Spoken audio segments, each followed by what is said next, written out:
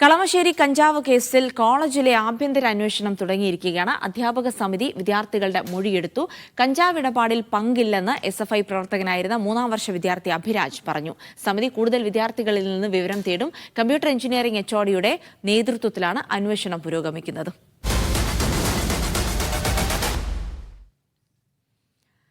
Sijo V John വിവരങ്ങൾ നൽകും. സിജോ, പോലീസിന്റെ അന്വേഷണത്തിൽ വളരെ ഞെട്ടിപ്പിക്കുന്ന ഒരുപാട് വിവരങ്ങൾ ഈ കേസുമായി ബന്ധപ്പെട്ട് പുറത്തു വന്നുകൊണ്ടിരുന്നു. ഇതര സംസ്ഥാനത്ത് നിന്ന് കഞ്ചാവ് ഒഴുകുകയാണ് ഹോസ്റ്റലിലേക്ക് തുടങ്ങിയ വിവരങ്ങൾ. ഇനിയിപ്പോൾ വിദ്യാർത്ഥികളിൽ നിന്ന് അവിടെ ആരൊക്കെ ഉപയോഗിച്ചിരുന്നു, എവിടെയൊക്കെ ലഹരി ഏതൊക്കെ വിദ്യാർത്ഥികൾക്കിടയിൽ എത്തിച്ചിരുന്നു, കോളേജുകളിലേക്ക് എത്തിച്ചിരുന്നു തുടങ്ങിയ കാര്യങ്ങളൊക്കെയാണ് ആഭ്യന്തര അന്വേഷണ സമിതി പരിശോധിക്കുന്നതെന്ന് മനസ്സിലാക്കുന്നു. എങ്ങനെ പുരോഗമിക്കുന്നു അന്വേഷണം?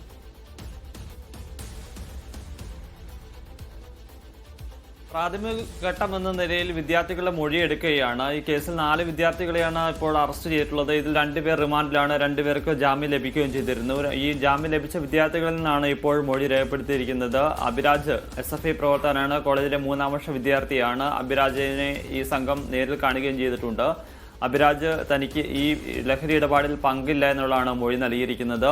ഈ ആളുകളെ ലഹരി വസ്തുക്കൾ നൽകിയ 2 പേരെ നേരത്തെ അറിയാമായിരുന്നോ എന്നുള്ളൊരു കാര്യവും അധ്യാപക സമിതി ചോദിച്ചിട്ടുണ്ട്. അപ്പോൾ ഇവർ ഒരുമിച്ച് പഠിച്ചിട്ടുള്ളതാണ്. 1-ാം വർഷ വിദ്യാർത്ഥി ഇവർ അഭിരാജൊക്കെ കോളേജിൽ വരുമ്പോൾ അതേ ബാച്ചിലുണ്ടായിരുന്ന ആളുകൾ തന്നെയാണ് ഈ 2 പേരും.